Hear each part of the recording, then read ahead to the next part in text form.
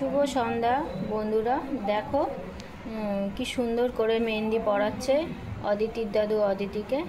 একটা হাতে কমপ্লিট হয়ে গেছে, এই দেখো সেই হাতটা, মানে এটা এত কালো হবে যে বলার বাইরে। তো এখন তো জাস্ট উঠিয়েছে মেহেন্দিটা, তাই একটু এরকম কালার মনে হচ্ছে। দেখো পেছনে পড়েছে, তো বোঝা যাবে, তো একটু সময় লাগবে। আর এই দেখো গদা, এটা অদিতি মানে কালকে কালার করেছে। এটা কি জিনিস তোমরা জানলে পরে অবাক হয়ে যাবে, কী দিয়ে যে গদা বানিয়েছে এটা যদি জানো। এটা নামটা কি বলো তো শুনি। গদাটা রিজার্ভারের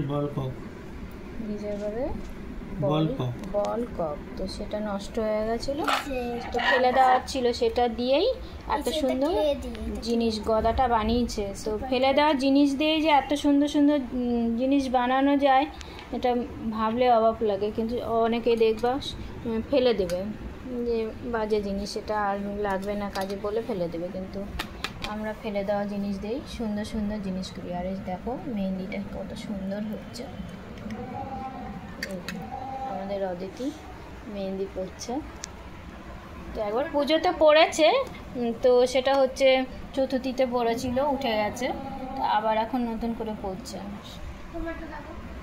আরে আমিও পড়েছি, দেখো এটা আমার লাডলি পরিয়ে দিয়েছে আমাকে, দেখো কত সুন্দর করে, খুব সুন্দর হয়েছে। এটা আমার লাডলির হাতে দিয়েছে পরি, নেল পলিশ পরিয়ে দিয়েছে, আলতাও পরিয়ে দিয়েছে, কালকে দেখিয়েছিলাম আলতাটা। দেখো অদিতি পড়ছে, অদিতির আলতা উঠে গেছে বলছে, তো আমারটা রয়েছে নেই, উঠে গেছে। অনেক কাজ করছে তো সারাদিন, সুন্দর ডিজাইন পরিয়েছিল, তো উঠে গেছে অদিতিরটা। এখনও মেহেন্দি পড়ছে, মেহেন্দিটাই থাকবে, এটাই দেখবে তোমরা। কালকে হেপি টিপ হবে। ঠিক আছে, রাখছি, সবাই ভালো থেকো, পরের ভিডিওতে আবার দেখা হবে। Good night.